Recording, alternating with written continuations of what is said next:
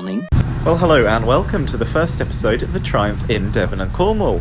For this 3-day trip I was joined by my friend India, and we had 3 different types of accommodation. I had India's uncle's flat on the first night, camping on the second night, and hotel on the third night.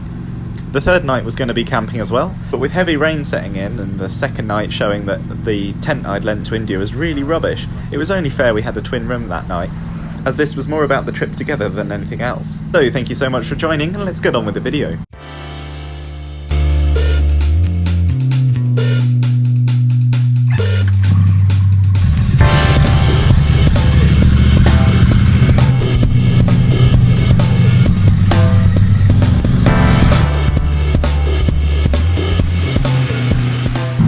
We started today by heading off towards Dartmoor. The plan would be to go to see Dartmoor, then it'd be about lunchtime, we'd come back, give India's uncle the key back, and then we'd head off to our next destination. So let's get rolling.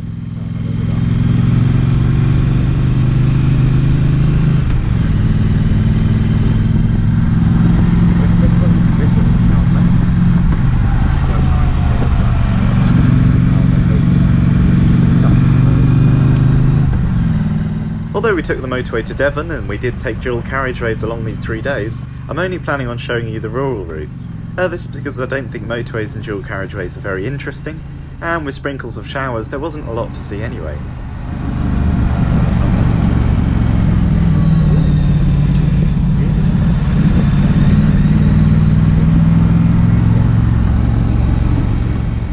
On the way here we did pass Stonehenge. I'd say even though we were filtering we still lost about 40 minutes because everybody slows down to look at Stonehenge.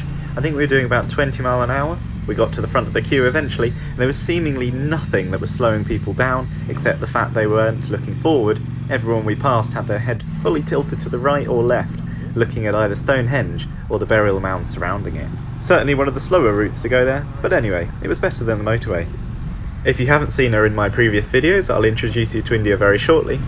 She rides a 250 Suzuki, and it's fairly good at keeping up, although this was the windiest weekend. This was filmed mid-September.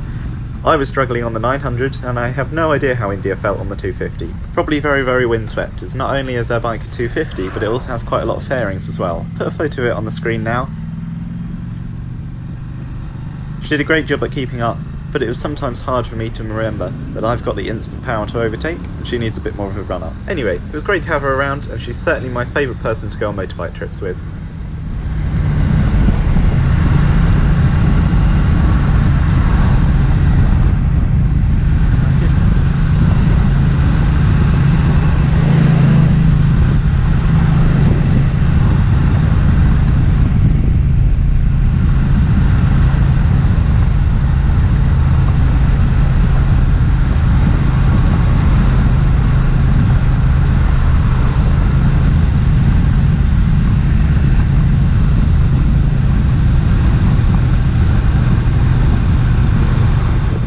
This inn on Dartmoor really reminded me of Kirkstone Pass Inn as well. I thought things were looking familiar, but when I got home I put my 2 photos of them together, and they look really, really similar. It's probably just the design of everything and the functionality of it, but I really had a flashback to the Lake District here.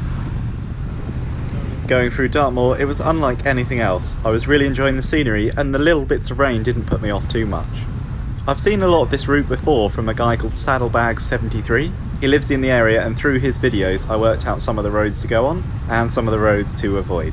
So you're more than welcome to head over to Saddlebags' channel, and he's got plenty of beautiful scenery to enjoy, very similar to this.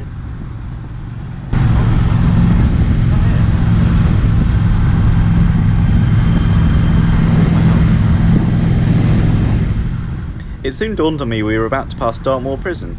We got little glimpses, but there was nowhere to stop and get an official photo, so here's one I got online. The foundation stone of the prison was laid on the 20th of March 1806, and the first prisoners' ride on the 22nd of May 1809, and it was full by the end of the year. It soon became overcrowded and there was various outbreaks of disease. It's a very historic prison, and there was a museum. We didn't have time for the museum, but if you're interested in the history, there's a lot to read up online.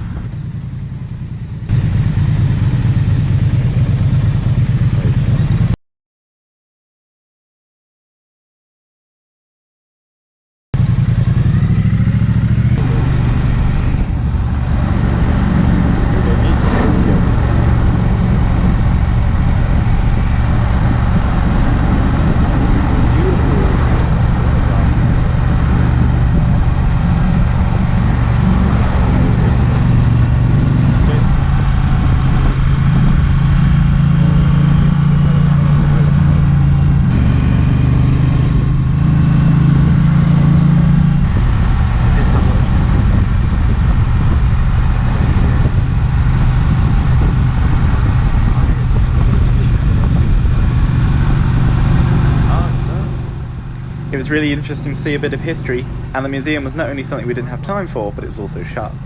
We made our way back, as we had to be back by about 2 o'clock.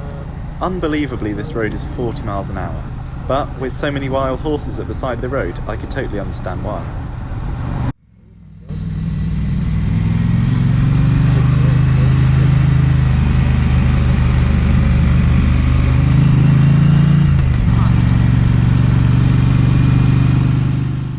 We didn't really see many horses at first, but every time I turned the camera off we'd spot some. Here's one I did get on camera, and they're not something I want to spook.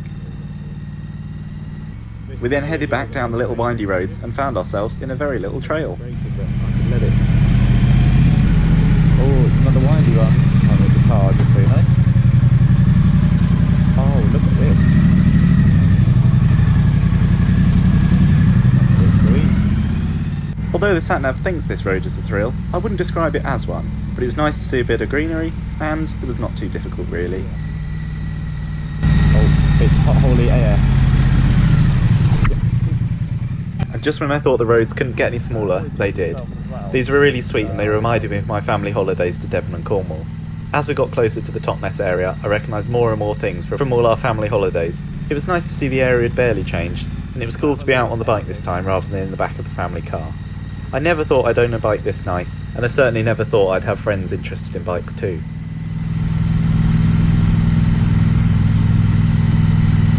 Yeah. Although I've done lots of day trips with India, this was our first time away together. I had a great time and I'm looking forward to sharing more episodes with you. And I think I'm going to do one topic per episode, as I noticed not a lot of people make it past the 10-minute mark, so I'm going to end this one early and I'll catch you again soon. Thanks so much for watching, and if you haven't subscribed already, please do. I've got this whole series to come, so little updates to the bike, and more fun to be had. So thanks very much for watching, and I'll see you soon. In the next episode, I honk at a tree. The waitress walks perfectly in the centre of my shot. And I point the camera down the beach. Thanks very much for watching. I'll catch you in the next episode.